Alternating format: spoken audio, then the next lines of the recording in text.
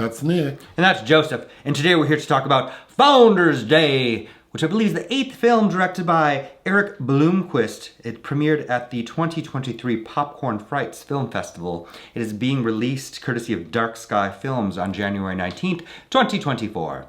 The premise: a small town is shaken by a series of ominous killings in the days leading up to a heated mayoral election. What's your pull quote? Roses are red, violets are blue. The only person you can be mad at for watching this film is you. God. Mine.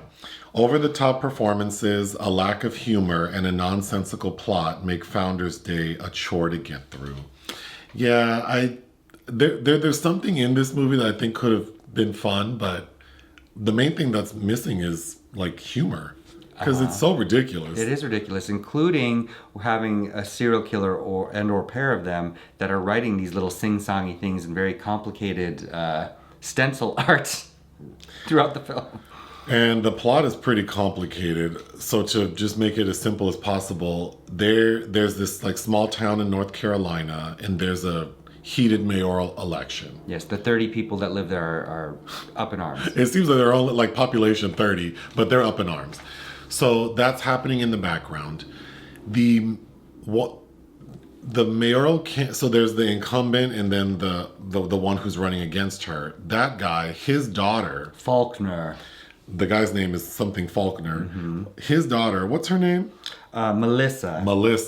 Melissa is a lesbian, and she is in a relationship with this girl named Allison. Mm-hmm. And I would say Allison's the lead of the movie. The opening of the film reminded me of It, Chapter 2. Like a gay hate crime with Xavier Dolan. Because it's kind of like a gay hate crime where these two girls are like walking on like a bridge. Like, what's that bridge in France? The Pont des Arts bridge where people put the locks on the bridge. Well, it used to. I think that collapsed. Yeah, it collapsed from the weight of the locks. All that love. But anyway, these two girls are walking on this bridge to put their lock of love, but also they're having a discussion because Allison's going off to college. In Raleigh. Which is not that far, it would seem. They're still in North Carolina. But she's basically saying, like, we should probably break up because, like, we're going off to college. And Melissa doesn't like that. She's like, can't we just keep it how it is until, we can't anymore? Like, well, that's this point now. But all of a sudden, while these two are on the bridge alone, a car with headlights, like, flashes them and is harassing them. And Melissa walks over to the car to confront the people. And this person wearing what's supposed to look like a founding father's wig and mask, carrying like a wooden gavel, beats this lady to death and throws her over the bridge. So now we have a murder, which is the mayoral candidate's daughter. So they're trying to figure that out. The mayoral race is still running. The incumbent still wants to do the Founders Day Jubilee or whatever that is. But at a point, we see that the person who's doing the killing is the brother of Melissa. Who is also very good friends with Allison. And is also the mayoral candidate's son. Mm-hmm. So we see him and we think, okay, so this is who the killer is, except that the movie's only like 45 minutes in. And he's dispatched by Allison's father. Mm-hmm. But Allison's father kills him. So we're like, okay, so now the killer's dead. But then we see another killer pop up in the same mask. And this killer kills the mayor and the mayoral candidate after they kill the mayor's daughter. So it's like, well, who's doing this then? We find out that it's Melissa. She really didn't die. It was a fake out. And we get a very elaborate flashback explaining how it happened. They basically beat like a mannequin and threw that over. Clarissa explains it all to us. Yeah. Melissa explains it all. So then you think, okay, so it's this brother-sister killing duo. Why are they doing this? Well, they're not the masterminds. The mastermind is the dad from Boy Meets World. William Russ. He plays Mr. Jackson. He plays like the history teacher of this high school. Who also administers detention. And he's also head of detention. He convinced these two dummies to do the killings because as he explains it, there is a part in the constitution of this town that says that if the mayor is no longer able to fulfill their duties, the city council member who's been a member of the board the longest can be mayor. So he did this so he could be mayor instead of actually running for mayor. But he, so that's it. So he did it for that. But he explains this to Allison. And is also why he decides to help save her because of an essay she wrote about the lines of succession in the community. So then she has the choice. Do I tell on this fool or do I let him be mayor and make the town better? And she lets him get away with it. So we flash forward 1 year and we see that he's mayor and she is now in college giving a very beautiful speech about something or other. But I don't understand how this wouldn't be a temporary transition of power and that another election You would think there'd be a special election to replace the dead mayor. would follow henceforth, but I guess not. Yeah. Oh, sirens are coming to report this movie. So the opening scene, it was silly because we see these two girls driving and Allison is driving to her old job at a movie theater where Melissa's brother works. What's his name? Do we remember? Adam, played by Devin Druid. So Allison goes into her old job at this movie theater, which on that at that time there happens to be a protest in front of the theater with members of the town, like each one of like the opposing mayoral. It was the strangest thing because from the trailer, I was assuming this was more like, I was thinking this was going to be a play on like the insurrection and it was going to be more like race related. But no, it's really just these 30 townspeople arguing over who they want to be mayor. And it seems like they're split exactly down the middle. Yeah, I don't think they could get enough extras to really do fashion anything beyond just having a few bodies flailing around with picket signs. So Allison goes to her job to find this padlock where she had wrote her and her girlfriend's initials on. Mm-hmm.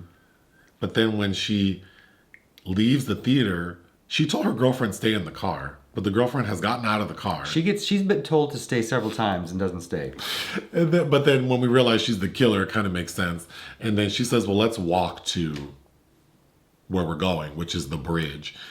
I thought the opening was promising, if not really silly. Sure. But then the problem is the performances from several of the characters are not the best / over the top. Like the mayor. Yeah. She's real over the top. Amy Hargreaves as Mayor Gladwell. Which could have been fun if she had dialogue that was humorous or satirical. But no, she's just delivering these lines really over the top. Then the mayoral candidate, Faulkner. Jayce Bartok is pretty bad. That performance is like, and I also hated his hair. Like, it's just like, you don't seem very, for this conservative area, like. You're not very mayoral. You don't seem very mayoral. Why are you bitching at your lesbian daughter? You look a little more suspect than she does. Then when the dad realizes his daughter's dead, so Melissa gets killed at night. Mm-hmm. And then we cut to the next day. Everyone's in school, including Allison, who just witnessed her girlfriend be murdered. And that's when the police come. And that's when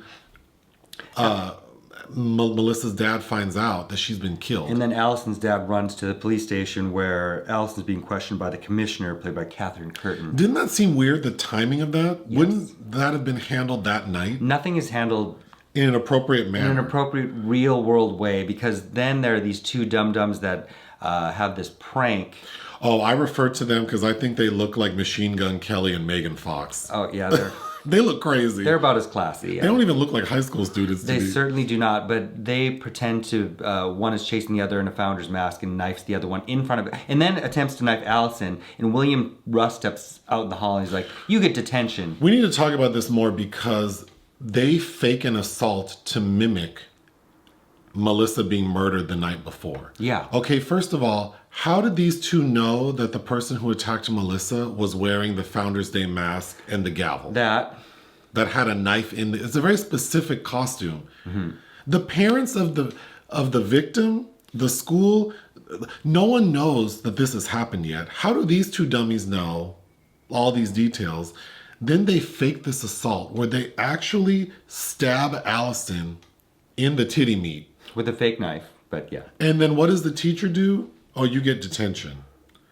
Bitch, that would have been a full-on hate crime if it happened to me. I would have been like, the black lesbian gets like fake murdered at school and all they get is detention.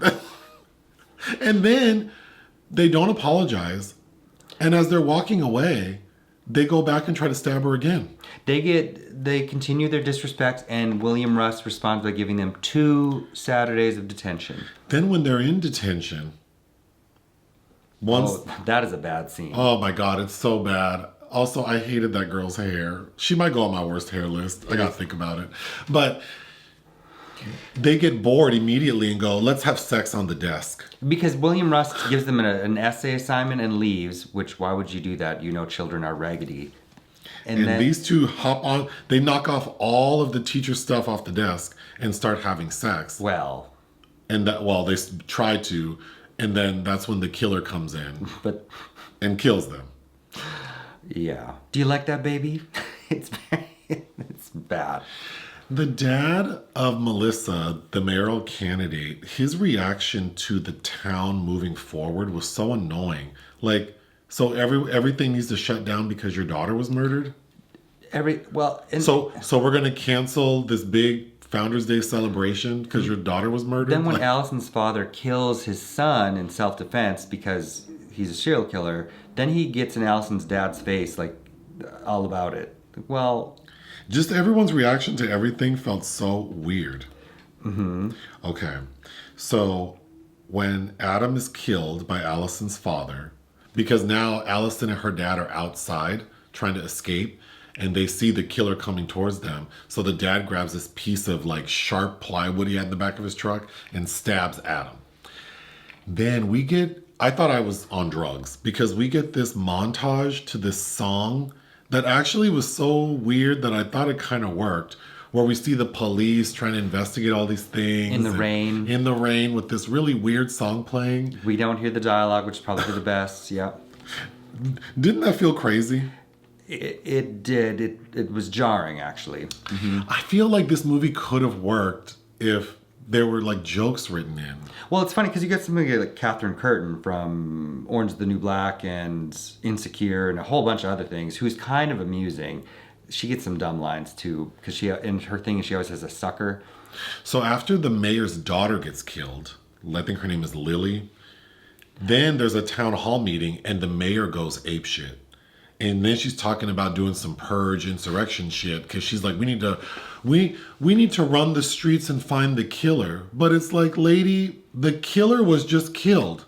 Yeah, that doesn't make sense. That didn't make any sense. Like, the person who killed, like, the killer was killed. We just got a montage showing the police investigating all this. And then why are you at the town hall meeting saying we need to get our pitchforks and light fires and walk the streets to find the killer? All drunk on... Am I crazy? That seemed like it didn't make any sense. Brown liquor. No, it's just not well staged and none of it worked. And then it feels, again, so from the title and the poster, you'd be like, oh, is this part of the Purge universe? And then as the silliness of the plot unveils itself, it's like, oh, this is a Scream ripoff. It's like Scream mixed with Thanksgiving, Eli Roth's, yeah. Yeah. So then, after the town hall meeting, the mayoral candidate and the mayor, who now both of their children are dead, they're arguing with each other. And then Commissioner Peterson walks in on those two being killed. So then she gets killed as well. Stands there in the doorway. The one thing that does work for me are the killings. They are quite brutal because you see this, and the blood is like CGI blood, but I thought it was effective. Like it's pretty violent. So I did kind of think that worked, I guess. Meh. For an 8th film for someone to have directed, I don't know. I think the ending with sort of the montage explaining everything that happened was a little tedious. We find out that the masks they're wearing are like, I mean, it literally is the founding fathers. Like it says class of 1723. And we have the history teacher explaining that 300 years ago. And I feel like this all was so loosely tied together to create something. It really felt like someone said, let's make a Scream movie. And so the killer has to have this elaborate motivation. And then they just checked off the boxes. But yeah, it's missing any personality, which is a shame because the director writer is in the movie playing the assistant to the mayor, and I actually thought he had a cute little vibe, and I was expecting him to at least provide some comic relief, but no, everyone's just playing it straight. This felt, you brought up a good reference as right after we watched it to It's a Wonderful Knife, which was a release last year. Yeah. Yeah. Yeah. What would you give the seat? Oh, also the seating. I thought this would be the perfect title for like a gay horror film. Anyway, what would you give the seating? This is Founders Day. Oh, damn. I meant to say that for the seating review. Mm-hmm. Well, I'm keeping this in because there's a movie called The Seating we reviewed, and I thought that would make a fun gay horror film title. Anyway, what would you give Founders Day? Founders Day, on the other hand, is getting a 1 out of 5 in my book. Oh, I would give it 2 out of 5. It's still a thumbs down, but it could have been worse. Anything else? No. Join us on Patreon. Listen to our podcast. Bye.